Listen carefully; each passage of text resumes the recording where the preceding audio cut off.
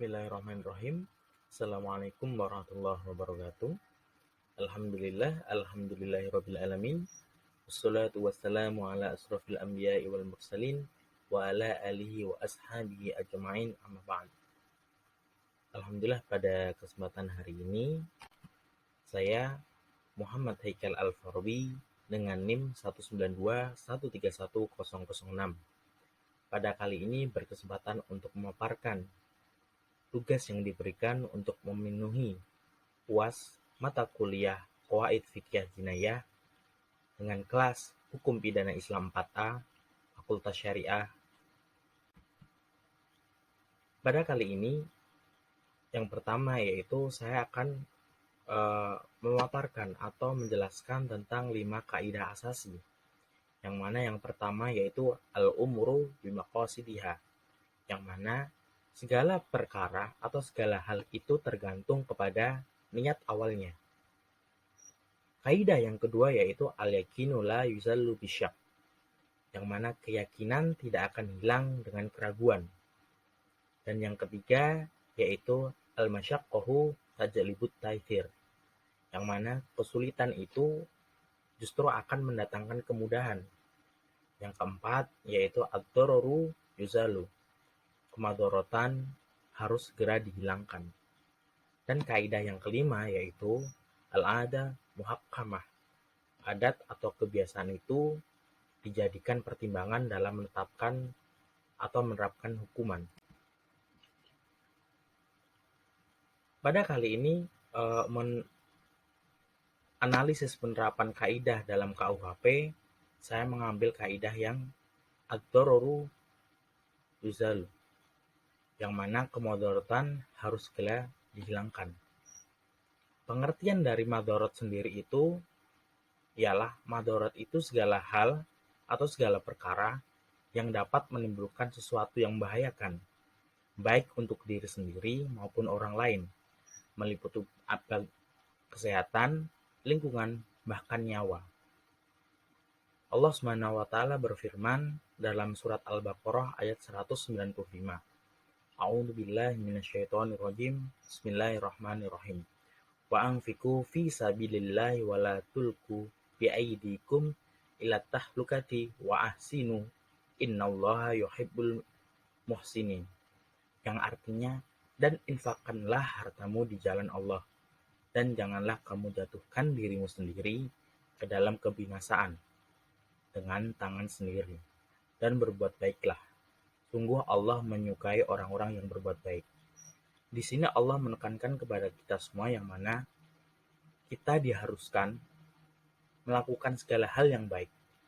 Yang mana segala hal yang baik itu tentu yang sudah ditetapkan Allah itu jauh dari madarat atau hal yang menimbulkan bahaya. Dalam kali ini saya akan menganalisis penerapan kaidah KUHP yang mana mengenai pasal 204 KUHP, yakni tentang minuman keras.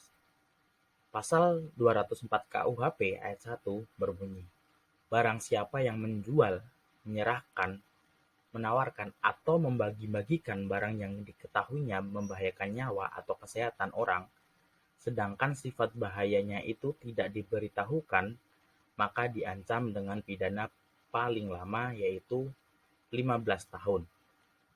Dan ayat kedua yaitu, bila perbuatannya tersebut menyebabkan orang mati, maka yang bersalah akan diancam dengan pidana penjara seumur hidup atau pidana penjara selama 20 tahun lamanya.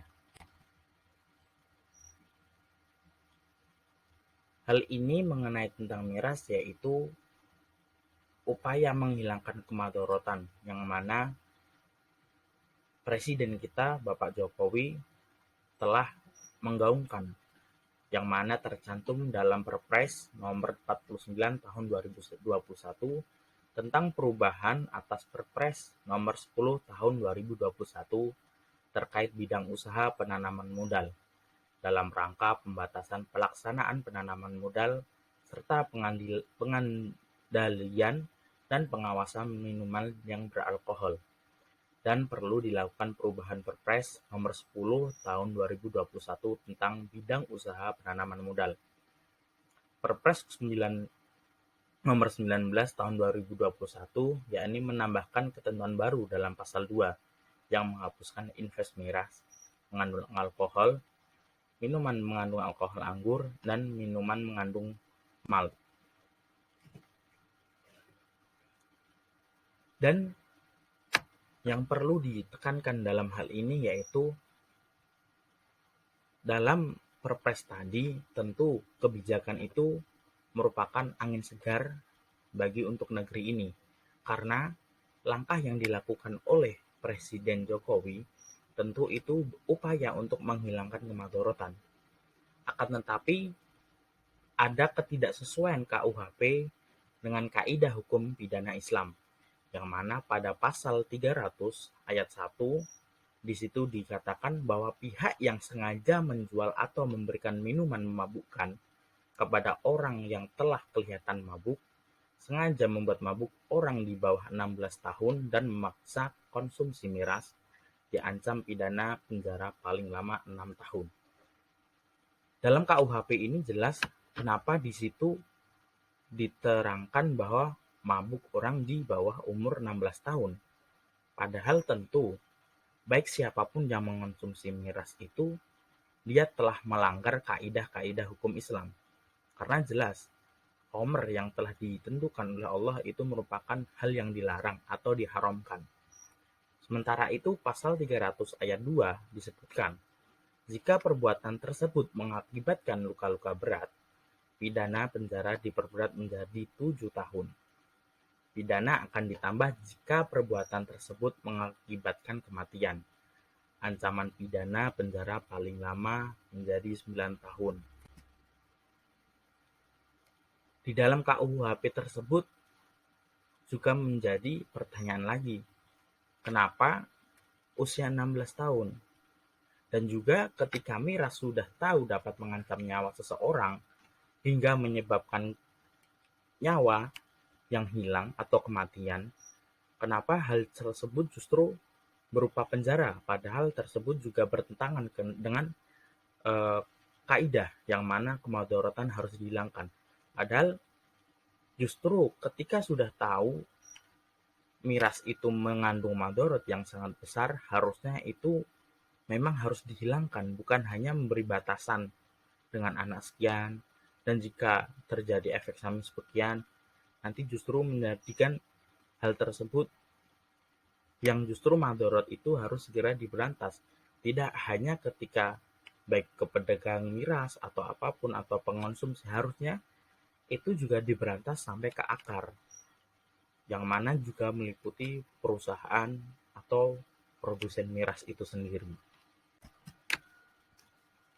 Mungkin cukup sekian yang dapat saya paparkan untuk mengenai tugas UAS yang diberikan. Cukup sekian, kurang lebih saya mohon maaf. Wallahu a'lam bishawab. Wassalamualaikum warahmatullahi wabarakatuh.